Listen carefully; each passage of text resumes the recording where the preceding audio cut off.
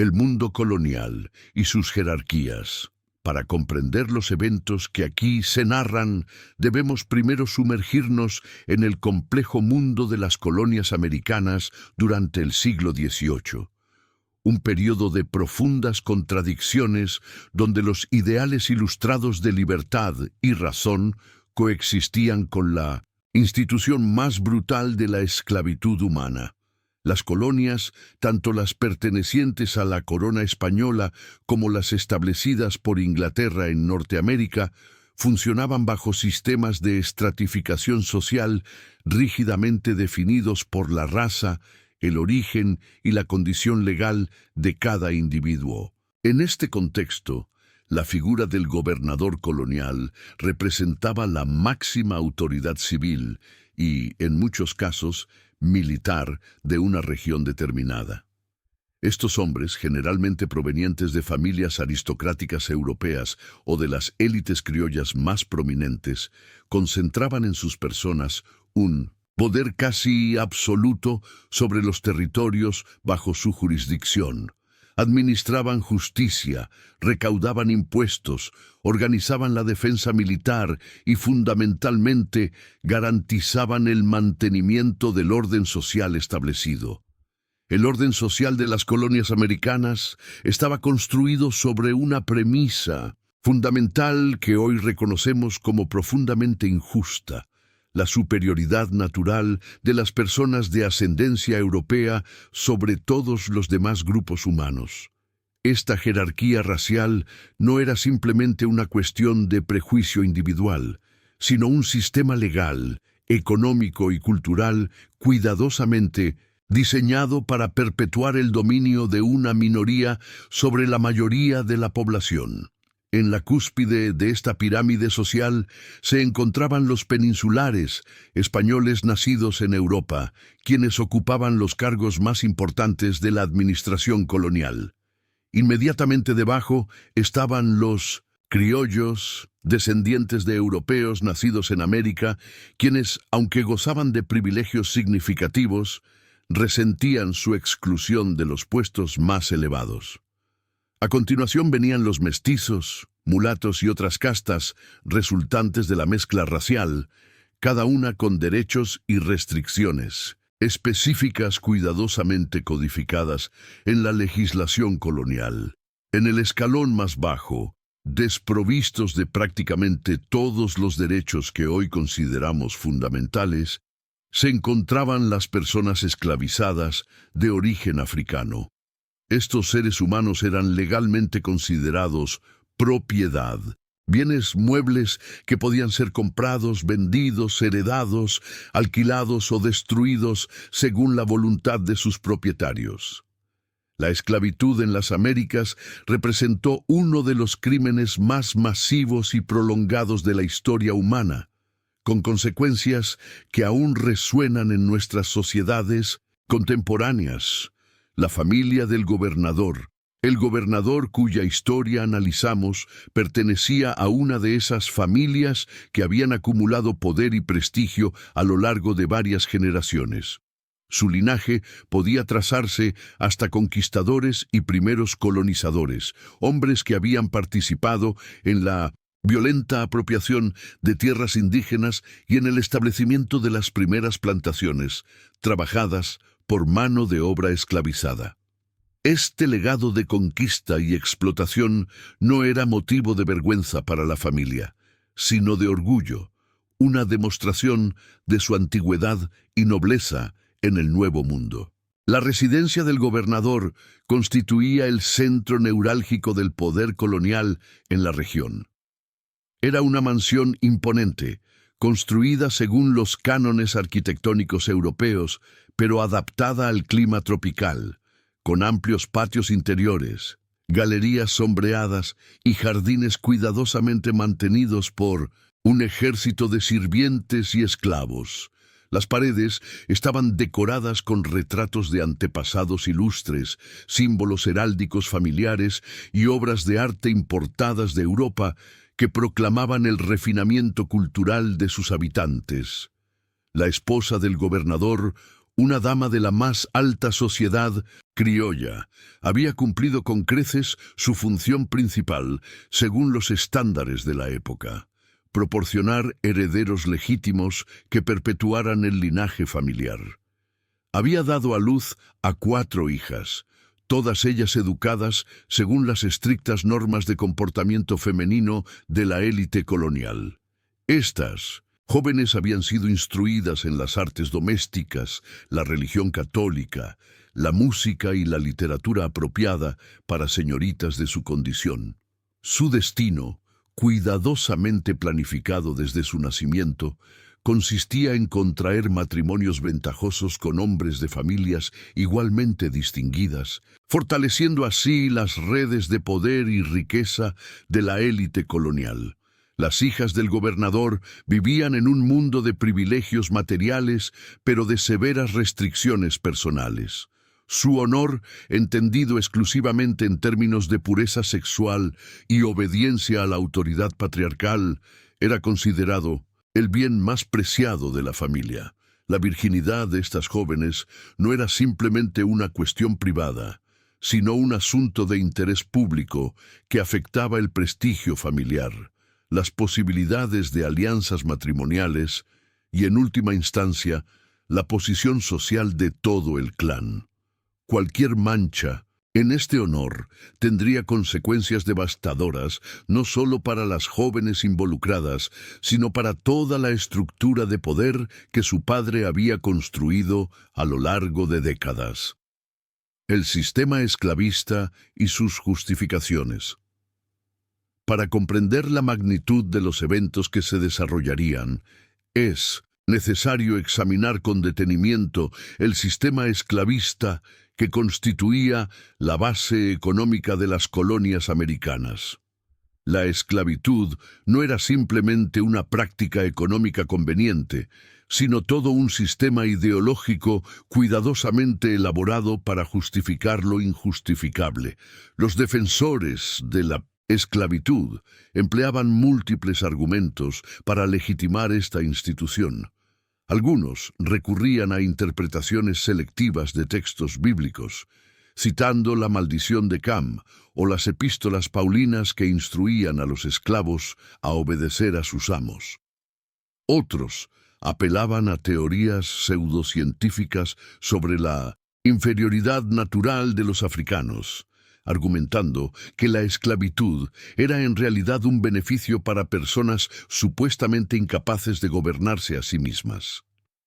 Los más cínicos simplemente señalaban la necesidad económica.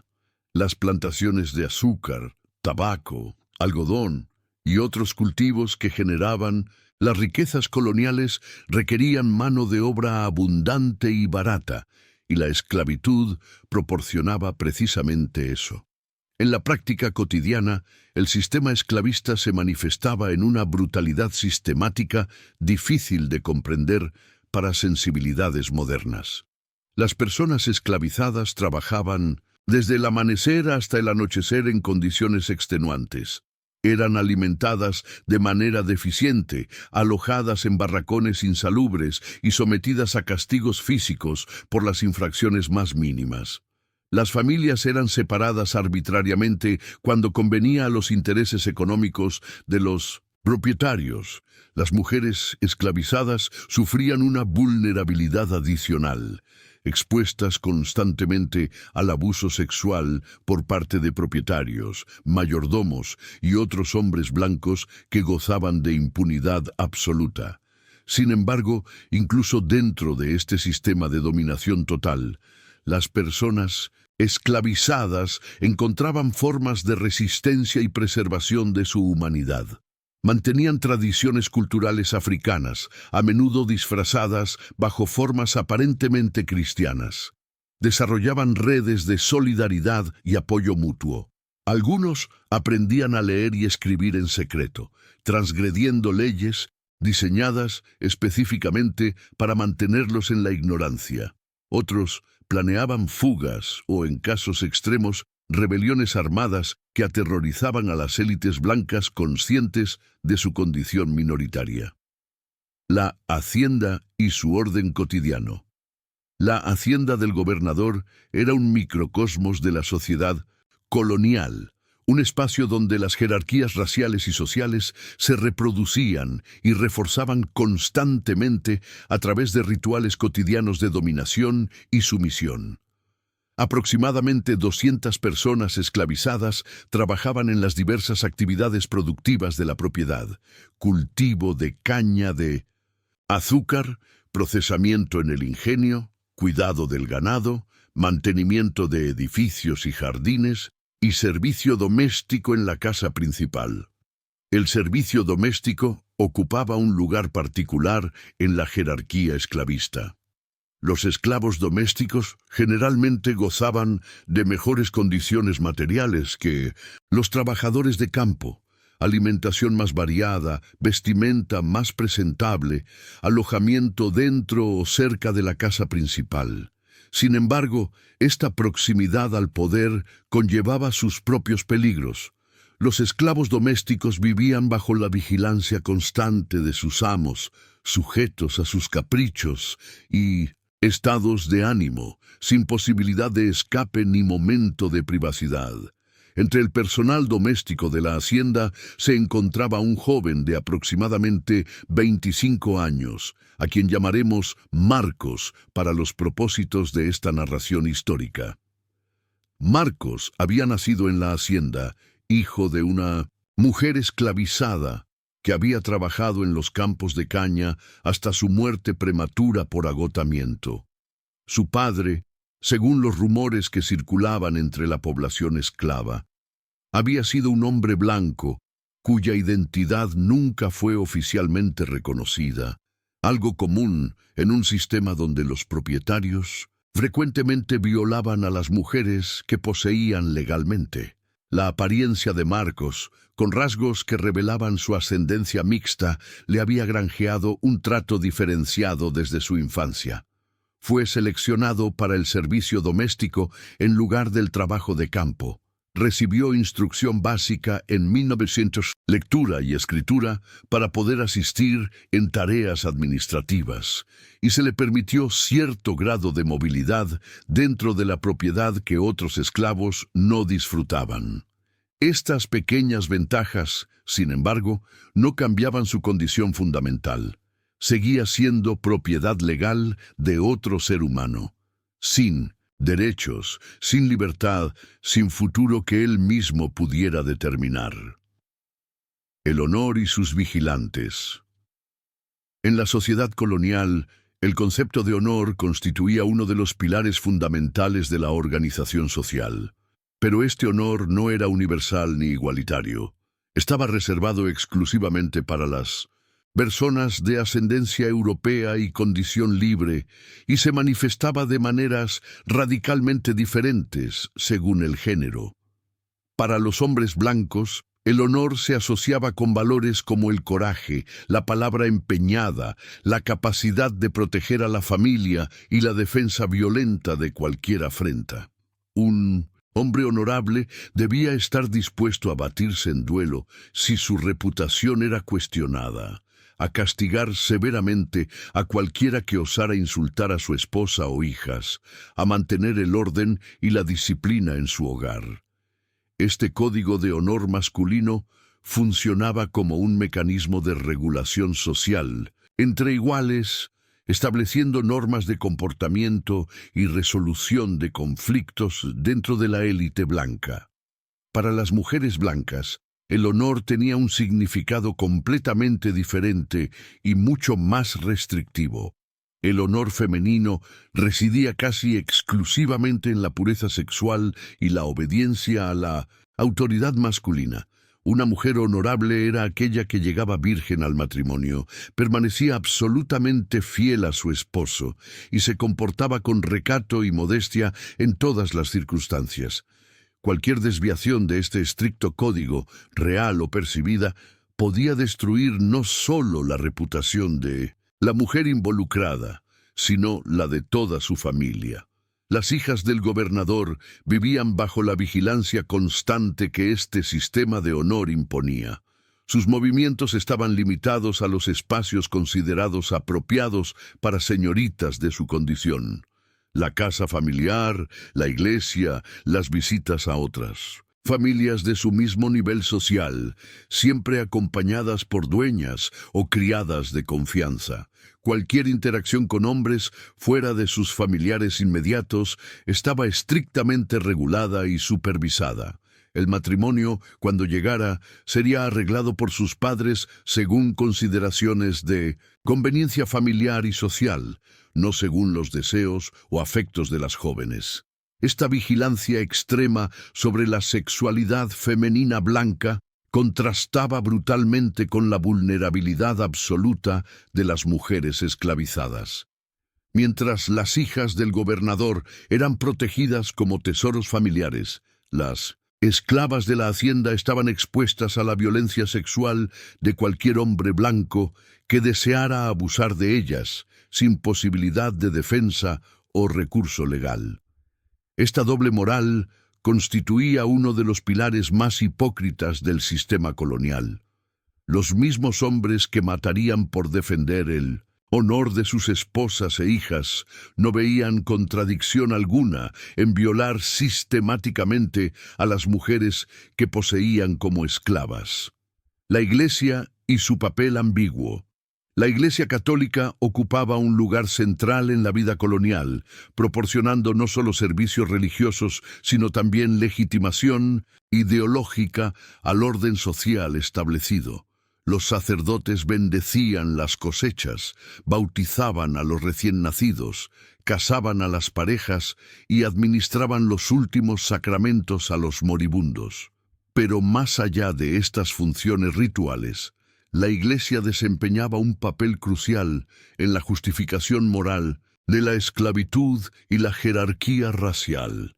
Los sermones dominicales recordaban a los esclavos su deber de obediencia y sumisión, prometiendo recompensas celestiales para quienes aceptaran pacientemente su sufrimiento terrenal.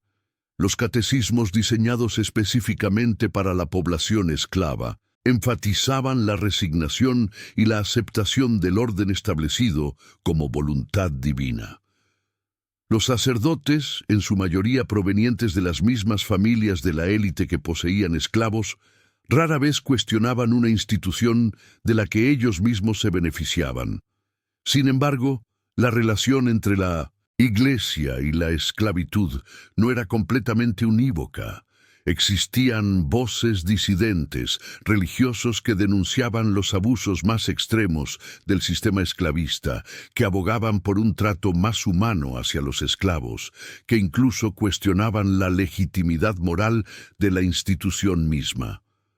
Estas voces, aunque minoritarias, representaban una tradición de pensamiento cristiano que eventualmente contribuiría al movimiento abolicionista.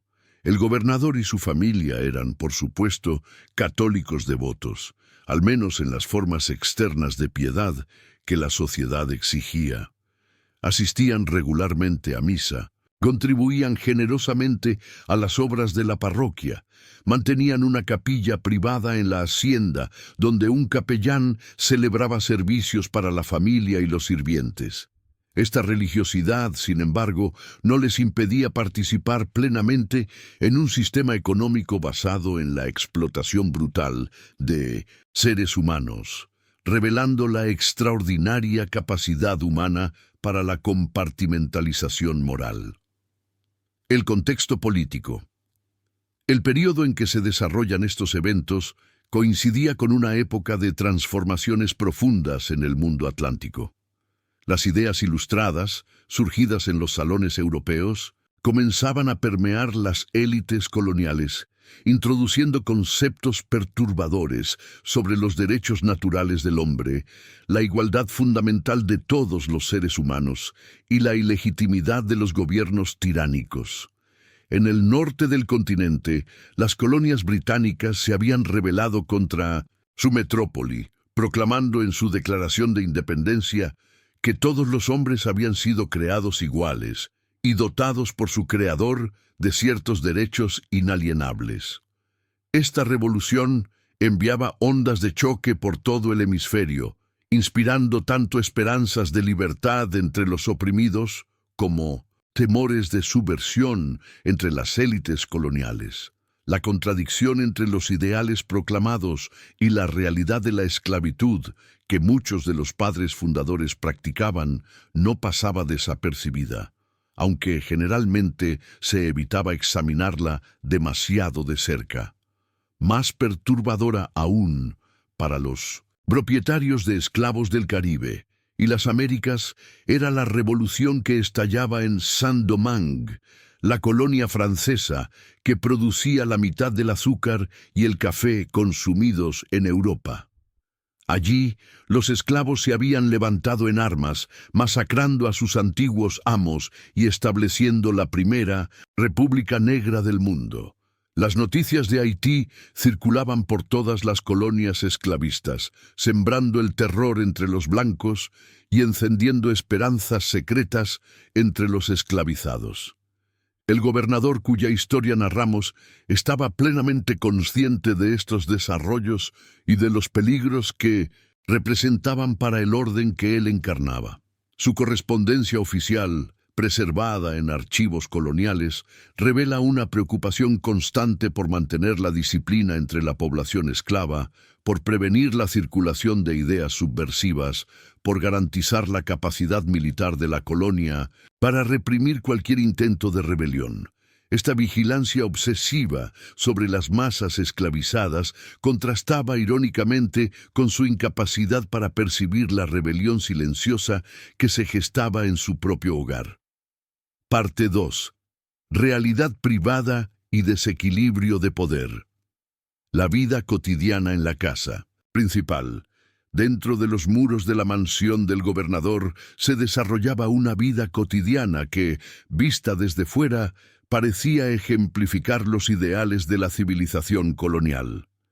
Las 4 hijas del gobernador, cuyos nombres mantendremos en el anonimato por respeto histórico, pasaban sus días en actividades consideradas apropiadas para su género y posición social: bordado, música, lectura supervisada, oraciones y preparación para sus futuros roles como esposas y madres de familia. Sin embargo, bajo esta superficie de orden y decoro, existían corrientes subterráneas de frustración, deseo y rebeldía. Las jóvenes vivían en un encierro dorado del que no había escape legítimo.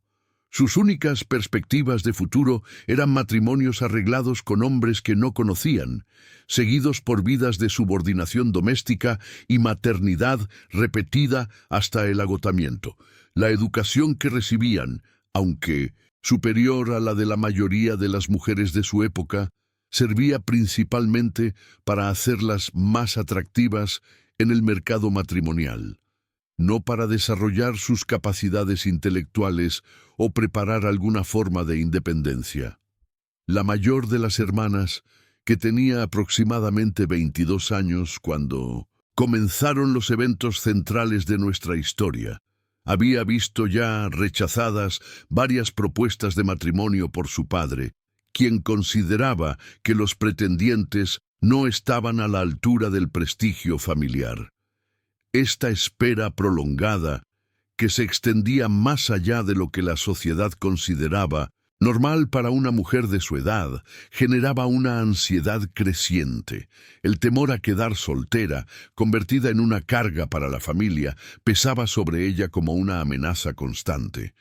Las hermanas menores, de 20, 18 y 16 años respectivamente, observaban el destino de la mayor con una mezcla de compasión y temor. Cada una sabía que le esperaba el mismo destino: esperar pasivamente hasta que un hombre aceptable solicitara su mano, y luego someterse a una vida que no había elegido. Algunas lo aceptaban con resignación, internalizando los valores de sumisión femenina que se les habían inculcado desde la cuna. Otras, quizás, albergaban sueños secretos de una vida diferente, sueños que la realidad de su situación hacía imposibles de realizar. La posición de Marcos. En este mundo de encierro femenino y privilegio masculino, Marcos ocupaba una posición peculiar. Como esclavo, doméstico de confianza, Tenía acceso a espacios de la casa principal que estaban vedados para la mayoría de los trabajadores de la hacienda. Servía en el comedor durante las comidas familiares, mantenía la biblioteca del gobernador en orden. Ocasionalmente servía como mensajero para asuntos que requerían discreción. Esta proximidad al centro del poder familiar le proporcionaba un conocimiento íntimo de las dinámicas domésticas que la mayoría de los esclavos nunca adquirían.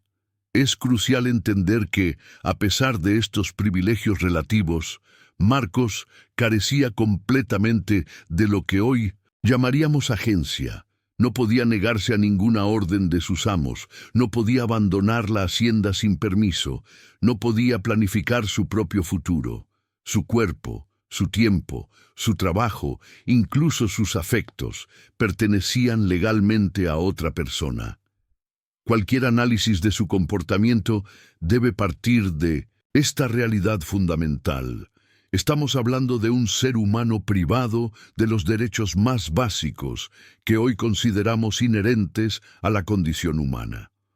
La educación limitada que Marcos había recibido, destinada originalmente a hacerlo más útil en tareas administrativas, había tenido consecuencias no previstas por sus propietarios.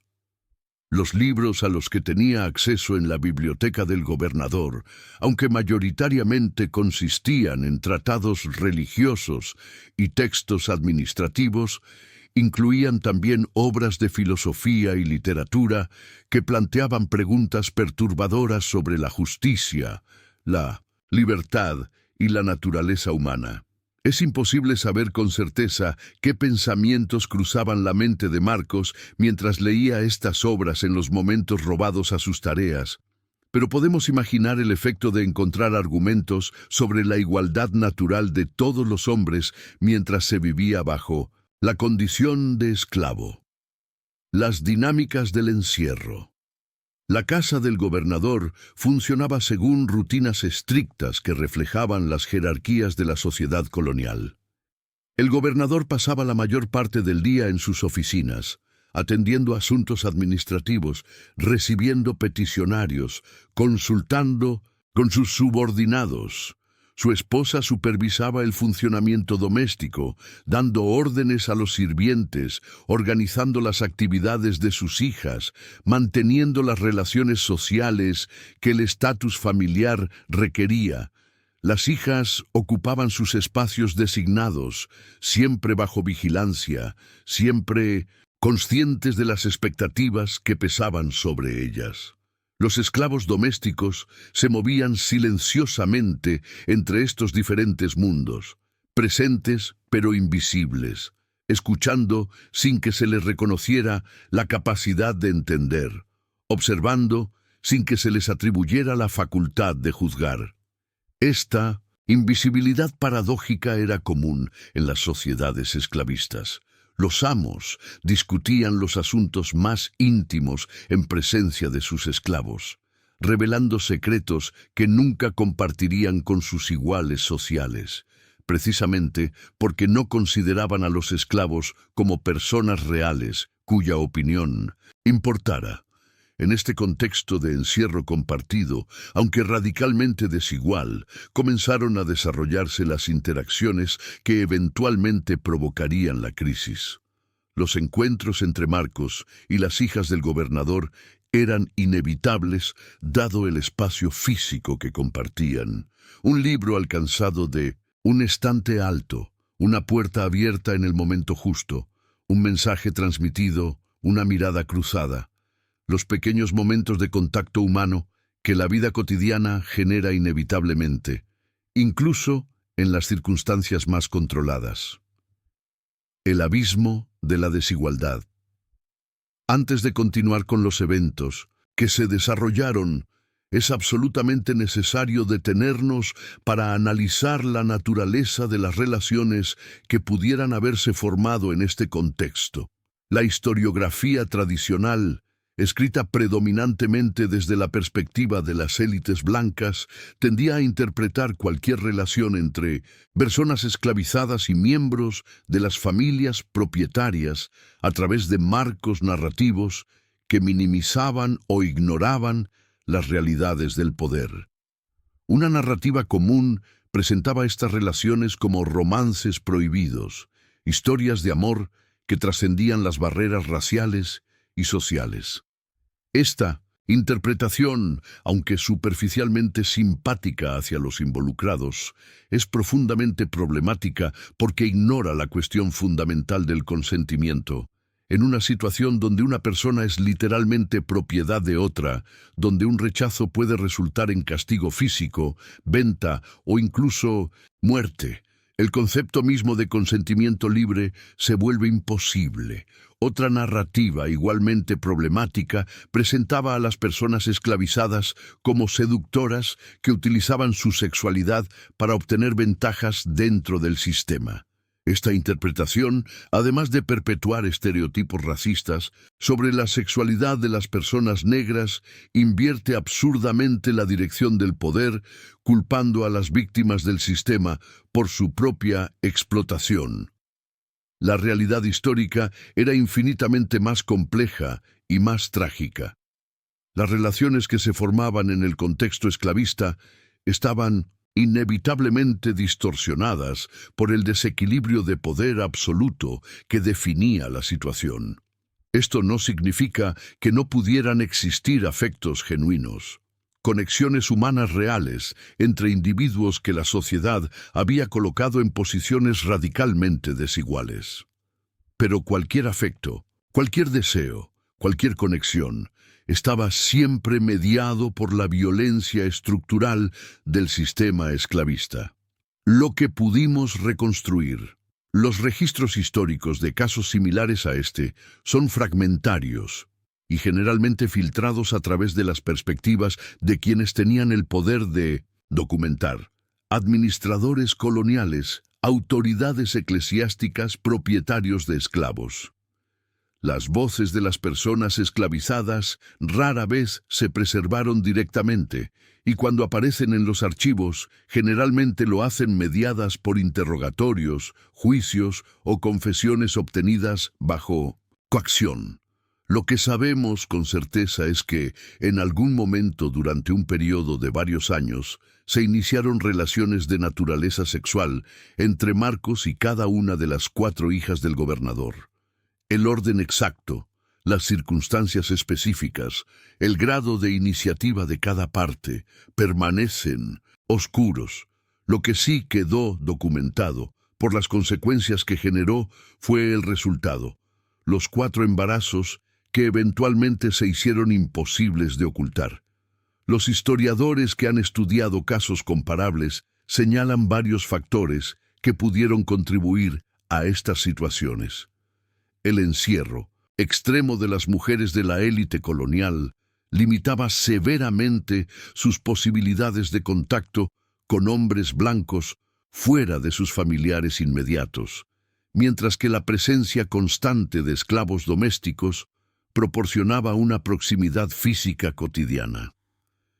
La educación sentimental de estas jóvenes, basada en novelas y poesías románticas, creaba expectativas emocionales que sus vidas reales no satisfacían.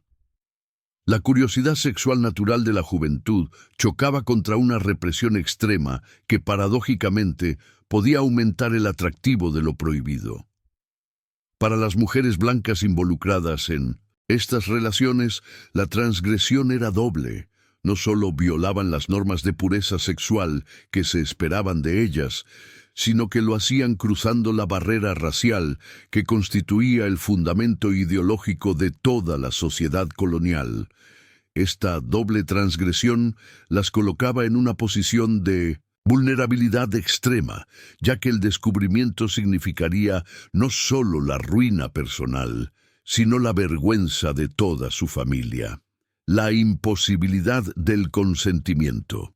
Es necesario reiterar y profundizar en la cuestión del consentimiento, porque es aquí donde las interpretaciones históricas más frecuentemente han fallado. Incluso si aceptamos la posibilidad de que existieran sentimientos genuinos entre Marcos y alguna o todas las hijas del gobernador, incluso si reconocemos que las jóvenes pudieron haber sido iniciadoras o participantes activas en estas relaciones, la estructura fundamental de poder hacía imposible hablar de consentimiento en cualquier sentido significativo del término. Consideremos la situación desde la perspectiva de Marcos. Si una de las hijas del gobernador le hacía avances sexuales, ¿qué opciones tenía realmente? Rechazarla podría interpretarse como una insolencia imperdonable, castigable con azotes, venta a otro propietario, o peor. Aceptar significaba arriesgar su vida si la relación era descubierta, ya que las leyes coloniales castigaban con extrema severidad, frecuentemente con la muerte, cualquier transgresión sexual de un hombre negro con una mujer blanca. No existía ninguna opción que no conllevara un riesgo mortal, pero la imposibilidad del consentimiento operaba también en la otra dirección. Las hijas del gobernador, aunque gozaban de una posición de poder absoluto sobre Marcos en términos legales, estaban también atrapadas en un sistema que limitaba severamente su capacidad de actuar como agentes morales autónomos. Habían sido educadas en la ignorancia sobre sus propios cuerpos, mantenidas en un encierro que distorsionaba su desarrollo emocional, y preparadas únicamente para una vida de subordinación a la autoridad masculina. Sus decisiones, si es que pueden llamarse así, estaban inevitablemente condicionadas por este contexto de opresión patriarcal. El sistema esclavista corrompía todas las relaciones humanas que tocaba. No solo brutalizaba directamente a las personas esclavizadas, sino que también deformaba la humanidad de los propietarios, creando personas incapaces de relacionarse con otros seres humanos, excepto a través del lente del poder y la dominación. Las relaciones que surgían en este contexto, por genuinos que pudieran ser los sentimientos involucrados, estaban inevitablemente envenenadas por la estructura de violencia que las posibilitaba. Los embarazos y el ocultamiento. El primer embarazo se hizo evidente aproximadamente 2 años después de que, según las reconstrucciones históricas, comenzaran las relaciones clandestinas. La hija mayor, con sus 22 años y aún soltera, comenzó a mostrar síntomas que en un primer momento se atribuyeron a enfermedades comunes. La madre, quizás genuinamente engañada, o quizás decidiendo no ver lo que resultaba demasiado perturbador para contemplar, aceptó las explicaciones que se le ofrecían. Las estrategias de ocultamiento que las hermanas desarrollaron revelan tanto su desesperación como su ingenio. Vestimentas estratégicamente diseñadas, pretextos de enfermedades que requerían reclusión, complicidades entre hermanas que protegían secretos compartidos. Lo que resulta más notable es que lograron ocultar no 1, sino 4 embarazos sucesivos durante un período de aproximadamente 3 años, una hazaña que solo puede explicarse por la voluntad de no ver de quienes las rodeaban. El gobernador, absorbido en sus funciones administrativas y políticas, prestaba escasa atención a la vida cotidiana de su familia. Su esposa, responsable de la supervisión doméstica, aparentemente prefería la ignorancia a enfrentar una realidad que destruiría todo su mundo. Los sirvientes que pudieron haber notado algo, tanto los esclavizados como los libres, tenían poderosos incentivos para guardar silencio. Hablar significaba involucrarse en un escándalo que inevitablemente tendría consecuencias devastadoras para todos los implicados. Los niños nacidos de estos embarazos fueron enviados lejos de la hacienda, probablemente a otras propiedades de la familia o entregados a instituciones religiosas bajo pretextos falsos. El destino exacto de Estos niños permanece desconocido, perdido en el silencio impuesto por una sociedad decidida a borrar cualquier evidencia de la transgresión. Pero su existencia misma constituía una prueba viviente de la fragilidad del orden racial que la sociedad colonial tanto se esforzaba en mantener. La revelación. El mecanismo exacto por el cual el gobernador finalmente descubrió la verdad varía según las fuentes consultadas. Algunas sugieren que un sirviente despechado reveló el secreto. Otras indican que el propio Marcos, en un acto de desesperación o desafío, confesó. Otras más señalan que el gobernador interceptó comunicaciones entre sus hijas que revelaban la situación. Lo que sí está documentado es el momento de la revelación y la reacción que provocó. Los registros administrativos de la época mencionan una crisis familiar en la hacienda del gobernador que requirió la movilización de recursos militares bajo su comando. Las razones oficiales documentadas son vagas y claramente encubridoras, pero el patrón de eventos subsiguientes permite reconstruir lo que realmente ocurrió.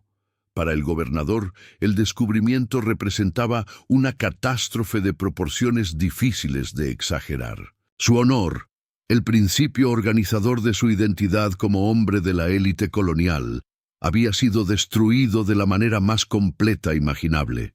Sus hijas, cuya pureza representaba el capital más valioso de la familia, habían sido mancilladas. Y lo más imperdonable de todo, lo habían sido por un esclavo, un ser que según la ideología dominante no era completamente humano, cuyo contacto sexual con una mujer blanca constituía una contaminación de la sangre que ningún ritual podía purificar. La psicología del honor masculino colonial demandaba una respuesta violenta y espectacular. Un hombre que no vengaba una ofensa de esta magnitud quedaba deshonrado para siempre, convertido en objeto de burla y desprecio. El gobernador, además, tenía que considerar las implicaciones políticas. Si el escándalo se hacía público sin que él hubiera impuesto un castigo ejemplar, su autoridad como representante del orden colonial quedaría fatalmente comprometida. Parte 3. Negación, silencio y supresión histórica. La respuesta del gobernador. La reacción del gobernador ante el descubrimiento combinó la furia personal con el cálculo político frío. Como máxima autoridad de la región, tenía a su disposición recursos que cualquier otro padre ofendido envidiaría. Una guarnición militar bajo su comando directo, un aparato judicial que respondía a sus órdenes, y una red de informantes y colaboradores acostumbrados a ejecutar sus deseos sin hacer preguntas incómodas. Los documentos administrativos de las semanas siguientes al descubrimiento muestran una serie de órdenes inusuales. Se movilizaron tropas bajo pretextos de patrullaje rutinario. Se realizaron detenciones de varios esclavos de la hacienda por supuestas infracciones disciplinarias. Se ordenó el traslado de personal doméstico a otras propiedades de la familia. Y significativamente se registra la desaparición de marcos de todos los documentos posteriores. Inventarios de esclavos, registros de trabajo, listas de raciones distribuidas. Lo que ocurrió exactamente con Marcos no está documentado directamente, por razones obvias. Un propietario de esclavos tenía derecho legal casi absoluto sobre la vida de sus esclavos, pero incluso en el contexto colonial existían límites formales que obligaban a guardar ciertas apariencias. Un castigo espectacularmente cruel, aplicado públicamente, podría generar murmuraciones incómodas, especialmente dada la posición prominente del gobernador. La solución más probable, sugerida por el patrón de los registros, fue una eliminación silenciosa, una ejecución privada, quizás disfrazada como muerte natural o accidente, seguida por la disposición discreta del cuerpo. Pero la venganza del gobernador no podía limitarse a un solo individuo. El sistema de honor colonial exigía que cualquier sospechoso de complicidad fuera también castigado, que el mensaje de terror se transmitiera a toda la población esclava de la hacienda, que nadie pudiera dudar de las consecuencias de cualquier desafío futuro a la autoridad del propietario. El castigo colectivo. Los esclavos de la hacienda que habían trabajado en la casa principal fueron sometidos a interrogatorios brutales. El objetivo era determinar quién había sabido qué, quién había facilitado los encuentros, quién había guardado silencio cuando debía haber informado. En la lógica paranoica del propietario de esclavos, la conspiración debía extenderse mucho más allá de los directamente involucrados. ¿Cómo era posible que relaciones de esta naturaleza hubieran continuado durante años sin que ningún sirviente lo notara? La única explicación desde esta perspectiva era una conspiración de silencio que debía ser castigada colectivamente. Los registros de castigos aplicados en la hacienda durante este período muestran un aumento dramático respecto a períodos anteriores. Azotes, encierro en calabozos, reducción de raciones, separación de familias, todo el arsenal de crueldades que el sistema esclavista ponía a disposición de los propietarios fue desplegado como advertencia y como venganza. Varios esclavos fueron vendidos a compradores de otras regiones, una práctica que constituía una de las amenazas más temidas, ya que significaba la separación permanente de familiares y comunidad. La población esclava de la hacienda, sometida a este régimen de terror intensificado, respondió de la única manera posible para quienes carecen de poder: el silencio absoluto. Cualquier conocimiento que pudieran tener sobre los eventos, cualquier opinión sobre la injusticia de los castigos quedó enterrado en memorias que no podían expresarse. La comunidad esclava había aprendido, una vez más, la lección que el sistema colonial se esforzaba constantemente en enseñar, que su supervivencia dependía de su invisibilidad, de su capacidad para no ver, no oír, no saber nada que sus amos no quisieran que supieran. El destino de las hijas. Las 4 hijas del gobernador, aunque en principio víctimas protegidas de la violencia que se desataba a su alrededor, experimentaron también las consecuencias devastadoras del descubrimiento. El código de honor que regía la sociedad colonial no ofrecía mecanismos de redención para mujeres que habían perdido su pureza sexual de manera tan escandalosa. Sus perspectivas matrimoniales, que habían constituido el eje central de su existencia planificada, quedaban destruidas para siempre. Las opciones que quedaban para estas jóvenes eran limitadas y todas ellas implicaban alguna forma de muerte social. La más común en casos similares era el ingreso forzoso en conventos, instituciones que funcionaban no solo como centros de vida religiosa, sino también como depósitos para mujeres que habían traído vergüenza a sus familias. Tras los muros conventuales, estas mujeres pasarían el resto de sus vidas en reclusión, oficialmente dedicadas a la oración y la penitencia, efectivamente castigadas por transgresiones que el sistema de poder las había empujado a cometer. Otra posibilidad era el traslado a propiedades familiares en regiones remotas, donde las jóvenes vivirían en un exilio rural bajo supervisión estricta, alejadas de cualquier posibilidad de contacto social que pudiera revelar su pasado vergonzoso.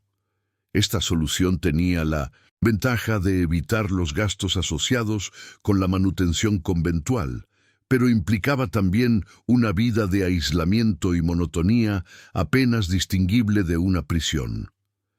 Los registros genealógicos de la familia del gobernador, cuidadosamente mantenidos para documentar linajes y alianzas matrimoniales, muestran un vacío revelador en torno a las 4 hijas. no se registran matrimonios, no aparecen descendientes legítimos. Las mujeres simplemente desaparecen de la documentación familiar como si nunca hubieran existido. Esta ausencia deliberada constituye en sí misma un testimonio del esfuerzo por borrar una historia que amenazaba la reputación familiar. La construcción del silencio. El gobernador dedicó considerable energía a garantizar que el escándalo no trascendiera más allá del círculo más íntimo de quienes ya conocían la verdad. Esta tarea de control informativo requería múltiples estrategias complementarias que revelan la sofisticación de los mecanismos de supresión histórica en la sociedad colonial. En primer lugar, se impuso una versión oficial de los eventos que explicara las acciones visibles sin revelar sus verdaderas causas. Los movimientos de tropas se atribuyeron a operaciones rutinarias de seguridad. Los castigos a los esclavos se justificaron por supuestas infracciones disciplinarias no relacionadas con el asunto principal. La desaparición de las hijas de la vida social se explicó por enfermedades prolongadas o llamados vocacionales religiosos. En segundo lugar, se ejerció presión sobre todos aquellos que pudieran conocer fragmentos de la verdad.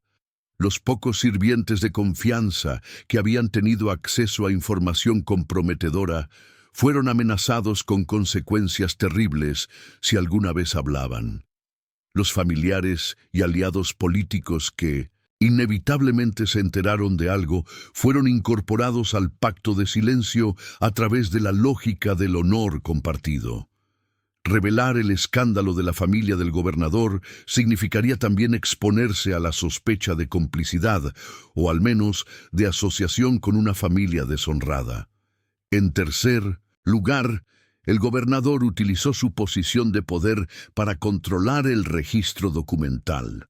Los archivos administrativos bajo su jurisdicción fueron purgados de cualquier referencia directa a los eventos. Los registros parroquiales, sobre los que también ejercía influencia, fueron modificados o destruidos. La maquinaria burocrática colonial, tan meticulosa en documentar transacciones de propiedad y movimientos de población, quedó misteriosamente silenciosa sobre todo lo relacionado con este episodio. Los mecanismos de borradura histórica. El caso que narramos ilustra los múltiples mecanismos mediante los cuales las sociedades esclavistas suprimían sistemáticamente cualquier información que amenazara la narrativa oficial de superioridad racial blanca y la naturaleza benigna de la institución esclavista. El primero de estos mecanismos era el control absoluto sobre la documentación escrita. En sociedades donde la mayoría de la población era analfabeta y donde las personas esclavizadas tenían legalmente prohibido aprender a leer y escribir, el registro escrito era monopolio exclusivo de las élites. Esto significaba que la historia oficial era siempre la historia que convenía a los poderosos, mientras que las experiencias de los oprimidos quedaban relegadas a tradiciones orales vulnerables a la interrupción y el olvido. El segundo mecanismo era la destrucción selectiva de documentos comprometedores. Los archivos coloniales que han sobrevivido hasta nuestros días muestran evidentes lagunas y vacíos que no pueden explicarse simplemente por el deterioro natural o los accidentes históricos. Investigaciones archivísticas han documentado episodios de purgas deliberadas, donde autoridades coloniales ordenaron la destrucción de registros que consideraban peligrosos o vergonzosos. El tercer mecanismo era la reinterpretación de eventos para ajustarlos a narrativas aceptables. Cuando la información no podía suprimirse completamente, se reencuadraba de maneras que preservaran las jerarquías raciales y de género. Las relaciones sexuales entre hombres, Blancos y mujeres esclavizadas, imposibles de negar, dado el número evidente de personas de ascendencia mixta, se explicaban como resultado de la supuesta lascivia de las mujeres negras. Las resistencias y rebeliones de personas esclavizadas se atribuían a ingratitud o a influencias malignas, externas, nunca a la injusticia fundamental del sistema. El cuarto mecanismo era la complicidad institucional en el silencio. La Iglesia, la administración colonial, las élites económicas, todos tenían intereses compartidos en mantener el orden establecido y, por tanto, en suprimir información que pudiera cuestionarlo. Esta red de complicidad significaba que incluso cuando individuos específicos estaban dispuestos a documentar la verdad, encontraban obstáculos formidables en el camino. El costo humano del silencio. La supresión de esta historia tuvo consecuencias que se extendieron mucho más, allá de los individuos directamente involucrados. Los niños, nacidos de las relaciones entre Marcos y las hijas del gobernador, enviados lejos y criados sin conocimiento de su origen, cargaron toda su vida con el estigma de su nacimiento ilegítimo y su ascendencia mezclada. Sin documentos que probaran su identidad verdadera, sin familia reconocida que los reclamara, quedaron atrapados en los márgenes de una sociedad organizada en torno a linajes y legitimidades. Los esclavos de la hacienda que sobrevivieron al régimen de terror intensificado transmitieron a sus descendientes el trauma de la experiencia. Las comunidades de personas esclavizadas desarrollaban mecanismos colectivos para procesar y recordar experiencias que no podían documentarse oficialmente. Canciones, cuentos, rituales religiosos sincréticos servían como vehículos de una memoria alternativa que preservaba verdades que el poder quería borrar. La familia del gobernador, aparentemente victoriosa en su esfuerzo por mantener el secreto, pagó también un precio por el silencio impuesto. Las hijas, condenadas a vidas de reclusión y penitencia, cargaron con una culpa que su sociedad les atribuía injustamente por haber sido víctimas de un sistema que las había preparado para el sacrificio. El propio gobernador, según sugieren referencias indirectas en documentos posteriores, nunca se recuperó completamente del golpe a su honor, manteniéndose obsesivamente vigilante ante cualquier amenaza a su reputación hasta el final de sus días. La memoria fragmentada. A pesar de todos los esfuerzos de supresión, fragmentos de esta historia sobrevivieron en los márgenes de la documentación oficial. Menciones veladas en correspondencia privada entre miembros de la élite colonial, que circulaban chismes incluso mientras profesaban indignación por el escándalo, referencias crípticas en memorias escritas décadas después, cuando los principales protagonistas ya habían muerto. Tradiciones orales preservadas en comunidades afrodescendientes que recordaban versiones de los eventos transmitidas de generación en generación. Estos fragmentos dispersos plantean desafíos significativos para la reconstrucción histórica. Cada fuente trae sus propios sesgos y limitaciones. Los documentos producidos por las élites coloniales tienden a reproducir los prejuicios raciales y de género de su época. Las tradiciones orales, aunque preservan perspectivas valiosas de los grupos marginados, están sujetas a transformaciones en cada transmisión. El historiador que intenta reconstruir eventos como los que narramos debe navegar entre estas fuentes imperfectas, siempre consciente de lo que no sabe y no puede saber. Lo que sí podemos afirmar con certeza es que casos como este no eran excepcionales. La investigación histórica ha documentado numerosos episodios similares en diferentes colonias y períodos, revelando patrones estructurales más que anomalías individuales. La combinación de encierro femenino, presencia ubicua de personas esclavizadas en espacios domésticos, y represión extrema de la sexualidad creaba condiciones que hacían inevitable que surgieran relaciones como las que hemos descrito. La frecuencia con que estas relaciones fueron ocultadas y suprimidas sugiere que constituían un secreto compartido de la sociedad colonial, conocido por muchos, pero reconocido por nadie. El legado de la negación. La negación institucional de historias como esta tuvo efectos duraderos en la forma en que las sociedades americanas comprenden su propio pasado. Durante siglos, la historiografía oficial de 1900, las naciones surgidas de las colonias, minimizó sistemáticamente la brutalidad de la esclavitud, presentándola como una institución relativamente benigna que había proporcionado civilización a pueblos supuestamente atrasados. Esta narrativa edulcorada servía a los intereses de las élites que habían heredado poder y riqueza directamente del sistema esclavista. Reconocer plenamente los horrores de la esclavitud implicaría cuestionar la legitimidad de fortunas familiares, instituciones venerables y estructuras sociales que continuaban favoreciendo a los descendientes de los esclavistas. Era más cómodo mantener el silencio, celebrar selectivamente aspectos del pasado colonial que pudieran presentarse positivamente y marginalizar las voces que insistían en recordar lo que se prefería olvidar. Las comunidades afrodescendientes, sin embargo, nunca olvidaron completamente.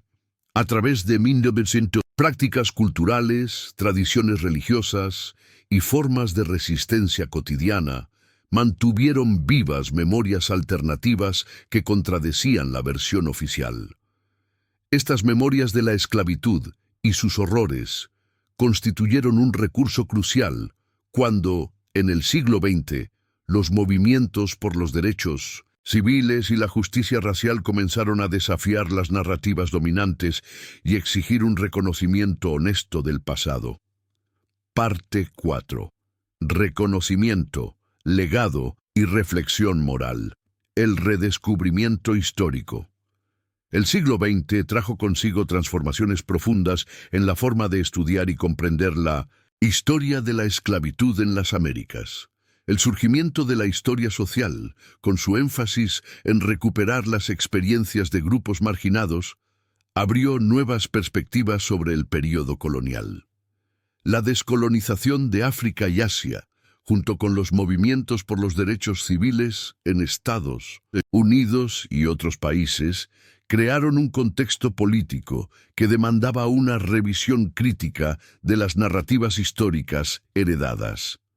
Los historiadores comenzaron a explorar archivos con nuevas preguntas y nuevas sensibilidades. Documentos que habían sido ignorados o mal interpretados por generaciones anteriores de investigadores fueron releídos bajo una luz diferente. Los silencios y ausencias en los registros oficiales, antes pasados por alto, se convirtieron en objetos de estudio en sí mismos, reveladores de las estrategias de ocultamiento que las élites coloniales habían empleado. La historia de la hacienda del gobernador comenzó a emerger gradualmente de las sombras a través de este trabajo paciente de investigación archivística.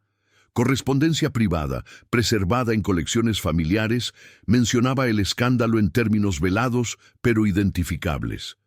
Registros parroquiales de 1900 regiones distantes mostraban bautismos de niños de origen incierto que podían conectarse, mediante cuidadosa investigación genealógica, con las fechas y lugares correctos. Tradiciones orales recopiladas por antropólogos e historiadores en comunidades afrodescendientes proporcionaban versiones de los eventos que, aunque difiriendo en detalles, confirmaban la existencia de una historia suprimida. Los debates historiográficos.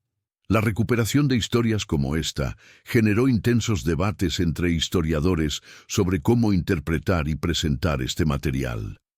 Algunas voces argumentaban que la Atención excesiva a las relaciones sexuales entre propietarios y personas esclavizadas reproducía una fascinación morbosa que no servía a ningún propósito educativo.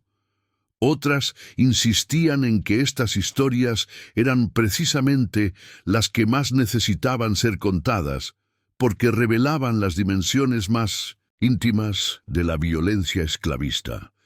Un debate particularmente significativo se centró en la cuestión del lenguaje apropiado para describir estas relaciones.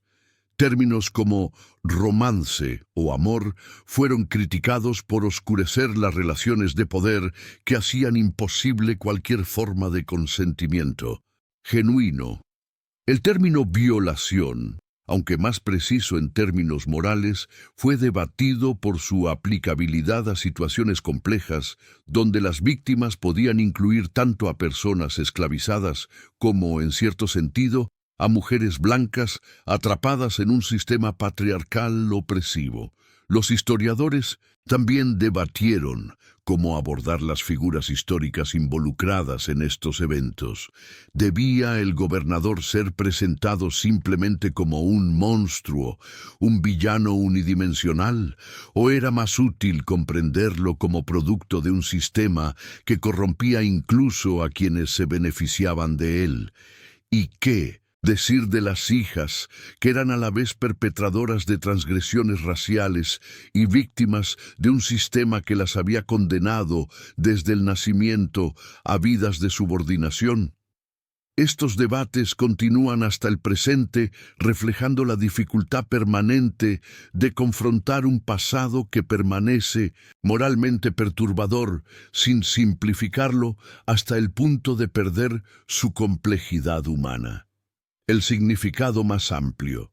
La historia que hemos narrado, aunque centrada en individuos específicos y eventos particulares, ilumina verdades más amplias sobre la naturaleza de la esclavitud y el poder en las sociedades coloniales americanas. En primer lugar, demuestra que la violencia de la esclavitud no se limitaba al trabajo forzado en plantaciones y minas. La violencia permeaba cada aspecto de la vida, incluyendo las esferas más íntimas de la sexualidad y la familia. El sistema esclavista destruía la posibilidad misma de relaciones humanas auténticas entre personas que ocupaban posiciones tan radicalmente desiguales en la jerarquía de poder. En segundo lugar, revela las contradicciones profundas de una sociedad que proclamaba valores de honor, virtud y civilización cristiana mientras perpetuaba una de las instituciones más brutales de la historia humana. El gobernador, que ordenaba venganza militar para proteger el honor de su familia, era el mismo hombre que poseía seres humanos como propiedad, que se beneficiaba diariamente de su trabajo forzado, que participaba en un sistema que hacía posible y probable exactamente el tipo de transgresiones que tanto le indignaban. En tercer lugar, ilustra los mecanismos mediante los cuales las sociedades suprimen memorias incómodas, borrando de la historia oficial aquello que contradice las narrativas convenientes sobre el pasado. El silencio, impuesto sobre este escándalo familiar, fue una versión en miniatura del silencio más amplio que durante siglos oscureció la verdadera naturaleza de la esclavitud en la historiografía oficial de las naciones americanas. Las víctimas y sus legados. Al reflexionar sobre esta historia, debemos mantener en el centro de nuestra atención a las víctimas reales del sistema que la hizo posible. Marcos, cuyo destino exacto permanece desconocido, pero cuyo sufrimiento es innegable, representa a los millones de personas esclavizadas cuyas vidas fueron destruidas por una institución que los consideraba menos que humanos. Su vida no dejó registro oficial. Solo conocemos su existencia por las consecuencias de una relación que la sociedad de su tiempo consideraba intolerable. Las hijas del gobernador, aunque beneficiarias del sistema esclavista en muchos aspectos, fueron también víctimas de un patriarcado que las valoraba únicamente por su pureza sexual y su capacidad de producir herederos legítimos. Su encierro, su ignorancia impuesta, su falta de opciones vitales más allá del matrimonio arreglado, las colocaban en una posición de vulnerabilidad que el sistema que supuestamente las protegía había creado. Los niños nacidos de estas relaciones, despojados de identidad y familia, enviados a destinos desconocidos, representan quizás las víctimas más invisibles de esta historia. Ni blancos ni negros, según las categorías raciales de su tiempo, ni legítimos ni claramente ilegítimos, quedaron atrapados en un limbo social del que probablemente nunca escaparon. Los esclavos de la hacienda que sufrieron el régimen de terror, desatado por la furia del gobernador, pagaron con sus cuerpos y sus vidas por transgresiones en las que no habían participado. Su sufrimiento colectivo servía a un propósito disciplinario: recordar a toda la población esclavizada las consecuencias de cualquier desafío, real o imaginario, al poder de los propietarios. Conexiones con el presente. La historia que hemos narrado no pertenece únicamente al pasado. Sus ecos resuenan en las sociedades americanas contemporáneas de maneras que a menudo preferimos no reconocer. Las desigualdades raciales que persisten en todo el hemisferio tienen sus raíces directas en el sistema esclavista y en las estructuras de poder que éste creó. Las comunidades afrodescendientes continúan enfrentando discriminación sistemática en educación, empleo, vivienda, acceso a servicios de salud y participación política. Estos patrones no son accidentes históricos ni resultado de deficiencias culturales, como algunas narrativas racistas pretenden, sino consecuencias directas de siglos de explotación y exclusión. Los debates contemporáneos sobre reparaciones, memoriales a las víctimas de la esclavitud y la inclusión de perspectivas afrodescendientes en los currículos educativos conectan directamente con las cuestiones de silencio y memoria que hemos examinado. ¿Cómo pueden las sociedades confrontar, honestamente, un pasado de injusticia masiva? ¿Qué se debe a los descendientes de las víctimas? ¿Cómo se construyen narrativas históricas que reconozcan tanto la complejidad del pasado como la claridad moral que algunas situaciones demandan? Las cuestiones de género y sexualidad que esta historia plantea también mantienen relevancia contemporánea. Los sistemas de control sobre los cuerpos femeninos, aunque transformados, no han desaparecido. Las intersecciones entre opresión racial y de género que la historia revela continúan operando, aunque en formas diferentes, en las sociedades actuales. Las reflexiones sobre consentimiento y poder que el caso demanda tienen aplicación directa a debates contemporáneos sobre violencia sexual y relaciones de poder. La responsabilidad de recordar. Confrontar historias como esta es incómodo. Sería más fácil celebrar los aspectos del pasado colonial que se prestan a narrativas positivas. El arte barroco, la arquitectura monumental, las mezclas culturales que dieron origen a tradiciones únicas. Es tentador relegar la esclavitud y sus horrores a notas al pie, reconocidas pero no examinadas en profundidad. Sin embargo, esta tentación debe resistirse. El historiador tiene la responsabilidad de presentar el pasado en toda su complejidad, incluyendo aquello que perturba e incomoda. Las sociedades tienen la responsabilidad de confrontar los aspectos más oscuros de sus orígenes si aspiran a construir futuros más justos. Los individuos tienen la responsabilidad de escuchar y reflexionar, resistiendo la tentación de apartar la mirada. Recordar no significa regodearse en el sufrimiento pasado, ni buscar culpables entre los vivos por los crímenes de los muertos. Significa reconocer que las injusticias del pasado tienen consecuencias que se extienden hasta el presente. Significa entender que los privilegios de algunos fueron construidos sobre la explotación de otros. Significa aceptar que la construcción de sociedades verdaderamente justas requiere un ajuste de cuentas honesto con la historia, hacia una comprensión más completa. La historia que hemos narrado representa solo un fragmento de la vasta y terrible historia de la esclavitud en las Américas. Millones de personas fueron arrancadas de sus hogares en África, transportadas en condiciones de horror inimaginable a través del Atlántico y sometidas a vidas de trabajo forzado, violencia y degradación. La mayoría de estas personas no dejaron registro alguno de sus existencias individuales. Solo sobreviven como números en manifiestos de barcos negreros, como entradas en inventarios de haciendas, como categorías raciales en censos coloniales.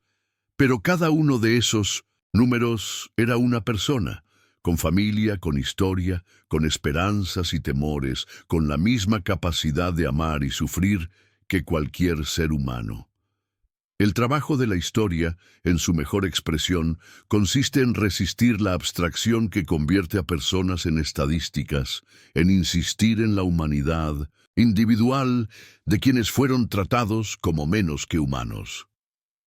La historia de Marcos, de las hijas del gobernador, de los esclavos castigados, de los niños enviados al olvido, nos permite acercarnos, aunque sea imperfectamente, a las realidades humanas de un sistema abstractamente monstruoso. Al conocer sus historias, aunque sea de manera fragmentaria y mediada, nos conectamos con su humanidad y con la nuestra propia. Reflexión final. El poder tiende a borrar lo que lo avergüenza, pero la historia tiene formas de persistir a través del silencio impuesto. Los archivos mutilados, las genealogías interrumpidas, las tradiciones orales transmitidas en secreto, todos ellos constituyen testimonios de verdades que el poder quiso suprimir, pero no pudo destruir completamente. El caso del gobernador y su hacienda nos recuerda que detrás de las fachadas de orden y civilización que las élites coloniales construían cuidadosamente, existían realidades de violencia, explotación y sufrimiento que contradicen radicalmente las narrativas de progreso y benevolencia con que esas élites justificaban su dominación.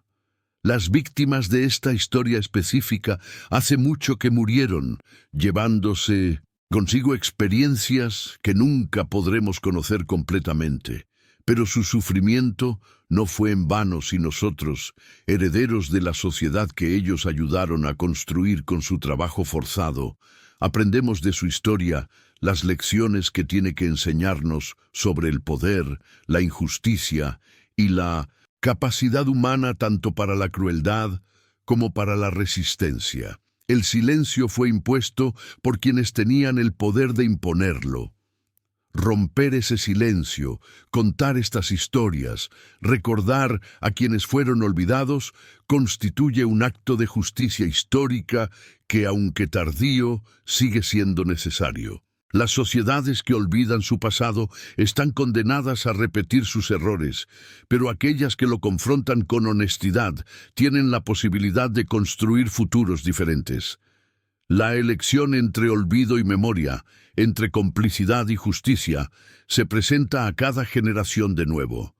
Nuestra responsabilidad es elegir bien. En cada documento destruido y cada voz silenciada late una verdad que el poder no pudo extinguir, que la dignidad humana, negada por siglos de esclavitud, persiste en la memoria de quienes se niegan a olvidar, recordándonos que el reconocimiento honesto del pasado es el primer paso hacia un futuro donde tales injusticias no vuelvan a repetirse.